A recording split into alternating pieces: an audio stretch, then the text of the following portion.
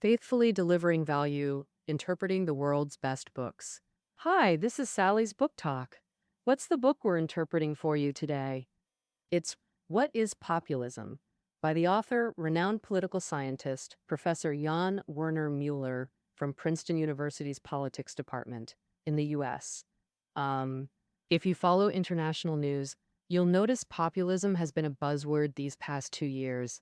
At the same time, both media and academia have really messy definitions and views on it. And, uh, for example, in 2016, when Donald Trump was elected U.S. president, the media almost unanimously called him a populist.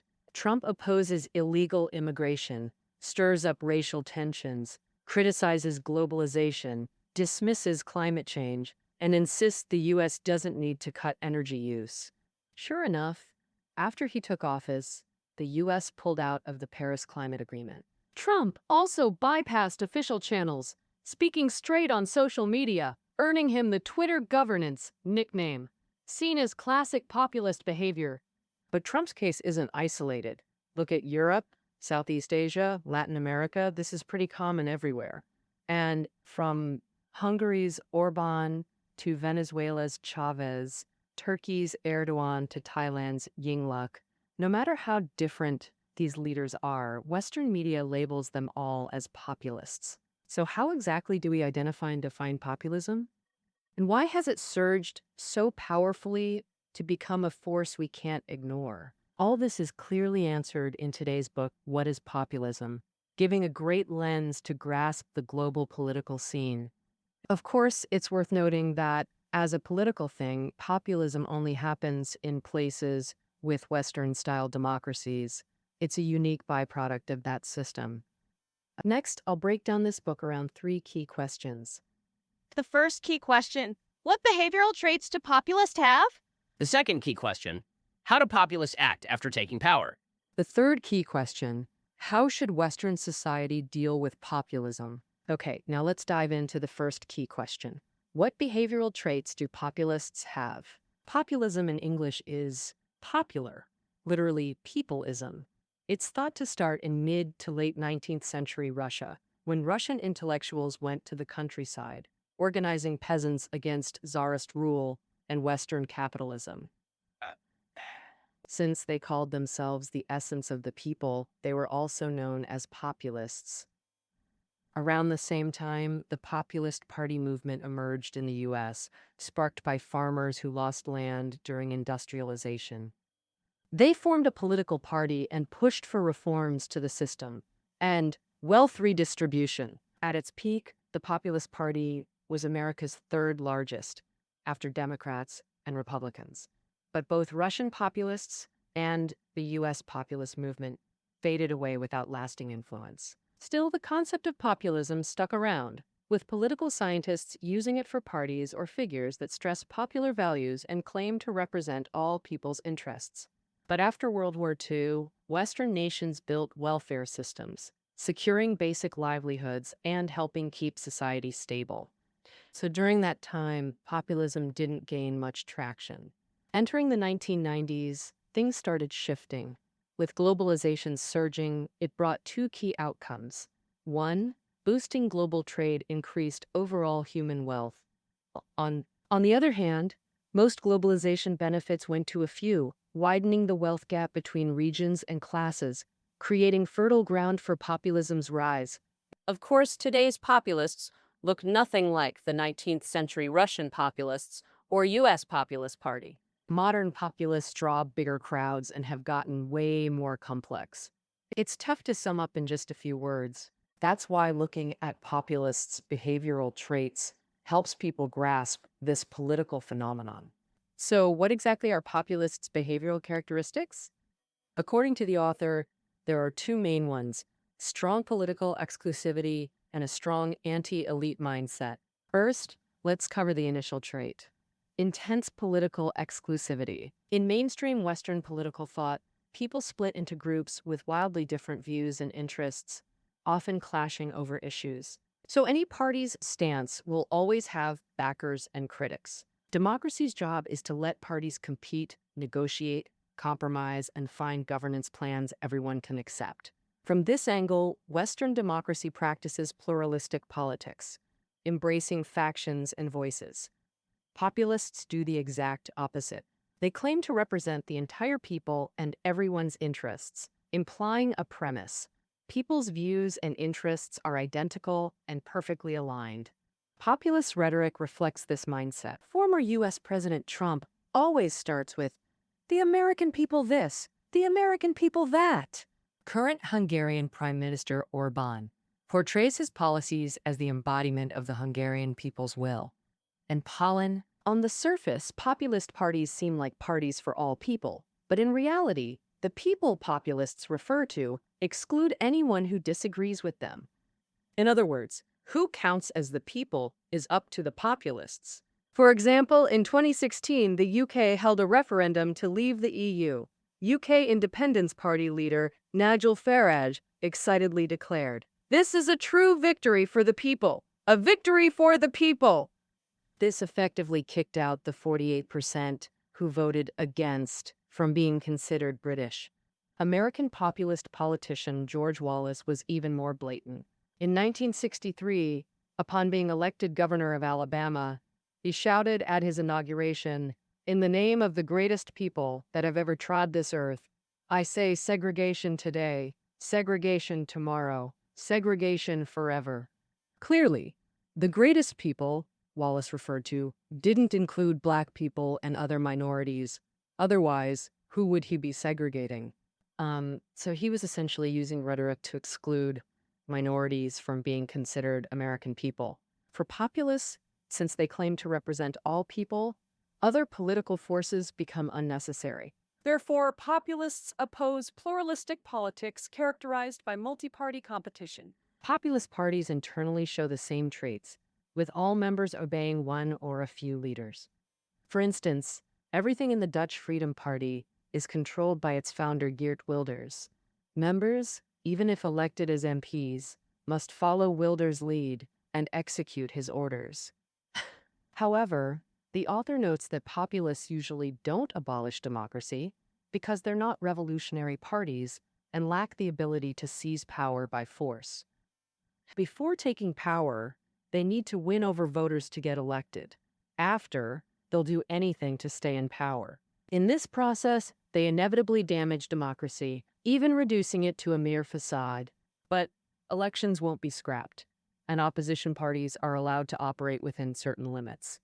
From this angle, when the German Nazis won elections and came to power in 1933, they had populist traits. But when they abolished elections and banned opposition parties to secure power, they stopped being a populist party. Conversely, figures accused by Western media of election manipulation today, like Turkey's Erdogan or Venezuela's Maduro, remain populists.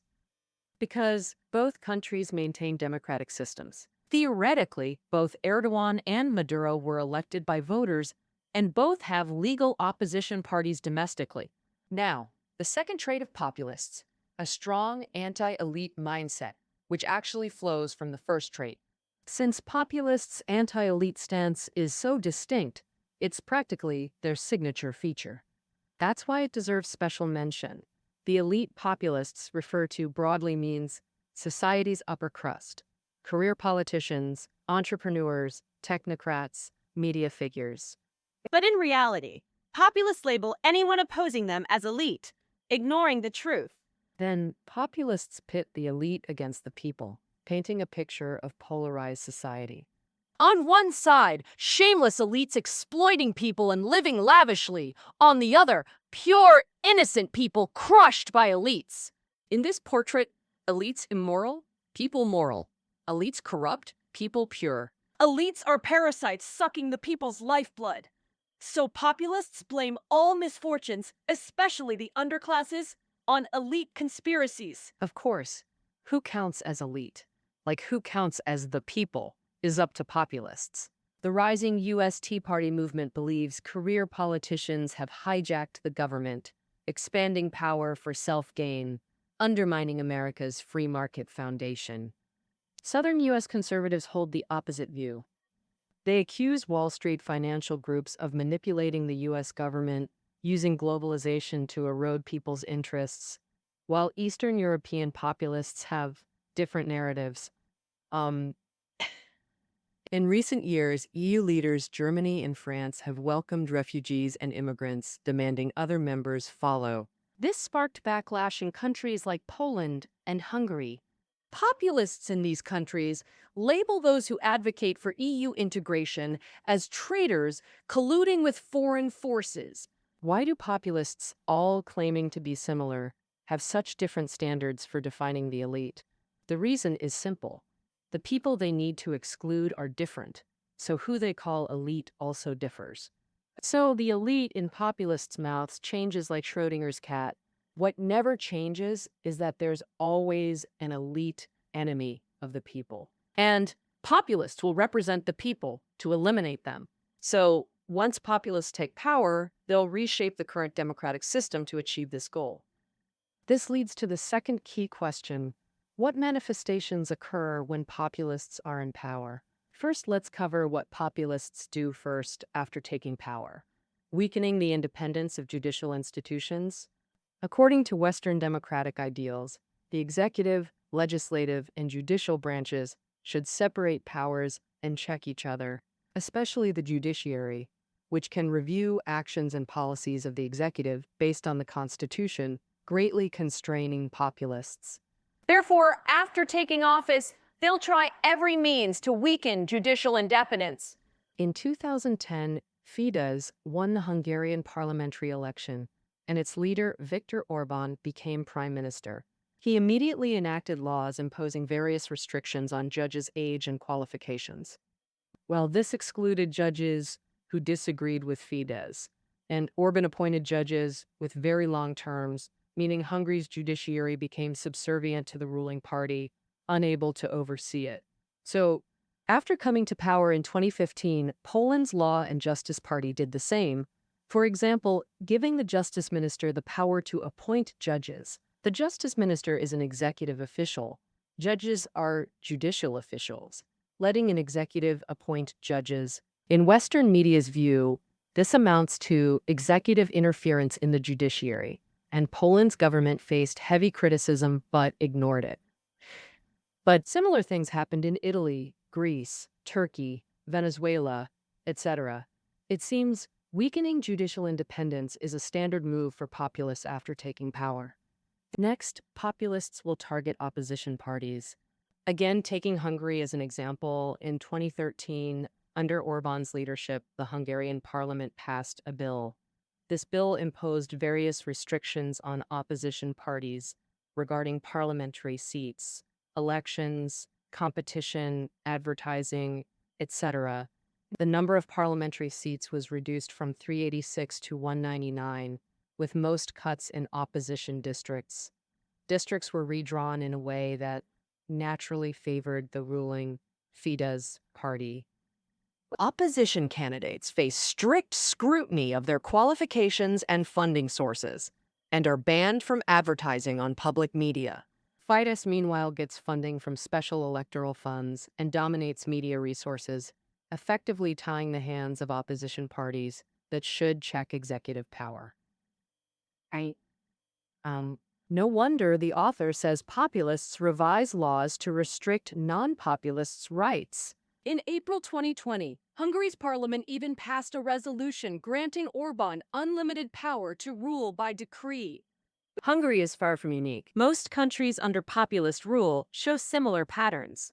Of course, populists still seek legitimacy through democratic elections. To stay in power, they must ensure people keep voting for them. But how? The answer is giving people benefits. Buying voters. Countries like Poland and Hungary, lower ranked in the EU, use substantial EU funding to distribute subsidies and win hearts. Hungary's Orbán even personally handed out 100 euros to each person who voted for him. Of course, Orbán's move was mostly showmanship to prove he delivers. Former Venezuelan President Chavez nationalized oil companies, redistributed oil revenues, and gave welfare to people. Reportedly under Chavez, Venezuela's poverty rate dropped from 75% to 26%, earning him massive support until his 2013 death after nearly 15 years in power. But when his hand-picked successor Maduro took over, problems emerged. Under the Chavez model, oil was Venezuela's lifeline, with over half of government revenue depending on oil exports.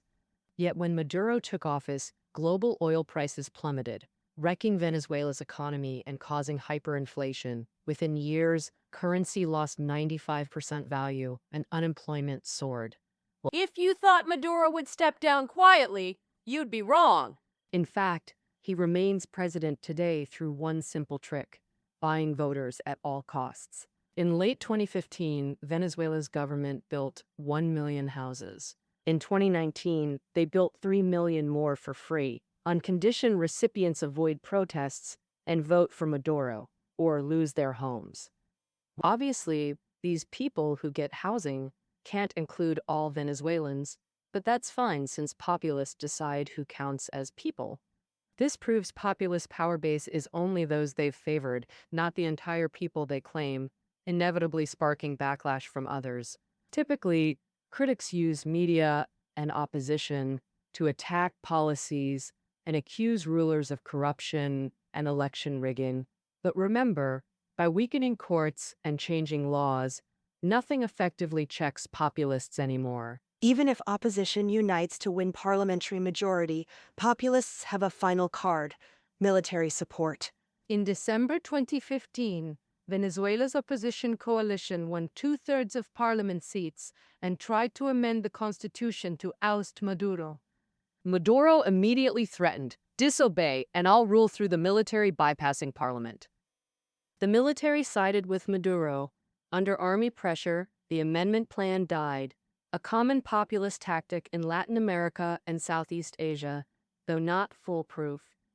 In August 2011, Yingluck Shinawatra became Thailand's prime minister. After taking office, she subsidized rice farmers, causing overproduction that forced huge government efforts to sell surplus. She also gave welfare packages to the poor to buy votes, angering the middle class. They formed the Yellow Shirts, demanding her resignation. Yingluck's supporters became Red Shirts, clashing with them. Their conflict peaked in 2014. Finally, Thailand's military staged a coup overthrowing Yingluck. Result-wise, populists were indeed ousted. But this shows opposition lacked normal channels for expression after populist reforms, resorting to coups, meaning democracy itself was severely damaged. Such damage takes years to fix, creating openings for populist return. Okay, that covers populists' governance performance. To summarize, once in power, populists immediately weaken judicial independence and alter laws and electoral systems. At the same time, they shower benefits to win over supporters. When facing strong opposition, they lean on the military for backing. Step by step, it's a well-orchestrated chain reaction with one goal: ensuring populists stay in power. So, how should Western society respond to such formidable populists? This is what I'm going to cover. The third question. First, the author criticizes two attitudes of mainstream Western political forces. The first is towards populist parties in opposition, refusing dialogue and cooperation, pushing them to the political margins. For example, when former French President Sarkozy faced challenges from the populist National Front Party in elections, he refused to debate them, citing violations of French Republican values, even ignoring their existence, which is common practice. And this seems like rejecting populism, but in effect, it aligns with populism. Why? As discussed earlier, populists' behavioral traits are excluding dissenters and opposing pluralistic governance. Now, if mainstream forces use the same tactics against populists, what's the difference? Moreover, blind exclusion helps populists reinforce their persona as representing the people against the elite, winning more sympathy. This does nothing to curb populism. The other attitude of mainstream forces is towards ruling populists. The tactic is to expose them for not fulfilling campaign promises and having serious corruption. Admittedly, populists claim to defend all people's interests, but in reality, they always court the lower middle classes. As their base, they harm other groups' interests, a hypocritical stance of populists. Mainstream forces attack them precisely on this point. Unfortunately, it's not very effective because populists always find excuses to defend themselves or even counterattack. They blame negative events on opposition conspiracies. Besides, can mainstream forces fully deliver on promises when in power? Accusations of corruption have even less impact. Even if you overcome hurdles to expose it, populist supporters either don't believe it or don't care. And so remember, they benefit from populist policies, and their interests are tied to populists. How could they defect? In fact, from Hungary's Orban to Venezuela's Chavez to Thailand's Yingluck, all were exposed for corruption, but none lost power over it, showing such attacks are ineffective. Since this path is blocked, what should we do? The author suggests two approaches toward populists. First, acknowledge their claims have some legitimacy. Populism's rise connects to social development imbalances. From this view, populists paint globalization as elite exploitation of ordinary people. Though inaccurate, it resonates with many people's gut feelings. American populism emerged from the 2008 subprime crisis. European populism surged during the 2012 Eurozone debt crisis, not randomly, as both crises were seen as elites harming people through recklessness. The author notes, mainstream forces must first acknowledge wealth gaps and public suffering exist objectively. Populists just amplify these feelings, not invent them. Only by facing this reality and admitting populism's reasonable origins can solutions emerge. The author's other recommendation: mainstream forces should proactively dialogue with populists. Simply put, if populists operate legally without inciting terror or violence, mainstream forces, including traditional parties and media, must engage them in dialogue. This means not marginalizing populists, but integrating them into existing systems for debate, negotiation, and compromise. This is precisely Western democracy's essence. The author states these suggestions stem from his academic background. Jan Werner Müller, a post-war German intellectual, deeply studied how Nazis seized Germany and caused catastrophe. He found Nazi rhetoric had strong populist elements, excelling at inciting and organizing masses. Yet, mainstream German or European forces then simplistically viewed Nazi supporters as unemployed drifters causing minor fringe trouble. Thus, they disdained understanding Nazi popularity or hearing public demands, allowing Nazis to grow and destroy democracy. This lesson is painfully profound. Modern Western society must not repeat it. As Professor Lu Qing notes in the book's preface, practically speaking, the author's advice isn't a systematic fix and may not eliminate populism, but it helps mainstream forces avoid populism's traps. In Lu Qing's view, the author reveals the behavioral traits of populism and provides sharp, deep critical analysis on current political phenomena, pushing Western society to take populism seriously and think hard about responses. That's the biggest value of this book. So, what is populism? That's it for our interpretation. Listening notes are below the audio. See you next time.